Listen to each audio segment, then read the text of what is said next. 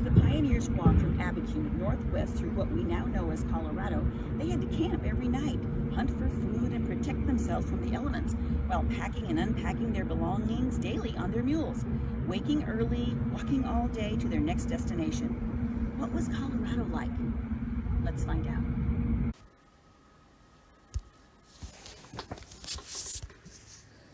Colorado Trail Facts. The Old Spanish Trail runs through the San Luis Valley and southwestern Colorado.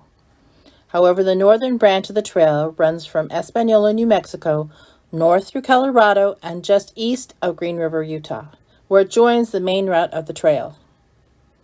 Luis Rubido's brother, Antoine Rubido, established Fort Uncompadre along the trail in Delta, Colorado, while Luis Rubido settled right here in Riverside, which was then known as La Posita or Agua Mansa. The Old Spanish Trail was not discovered by the Spanish. The trail was a Native American trail that had been used for thousands of years. The name Old Spanish Trail is said to come from John Fremont's topographical report. It was called the Old Spanish Trail since it was used by the Spanish explorers and traders, as well as American fur trappers for 48 years, from 1800 all the way through 1848.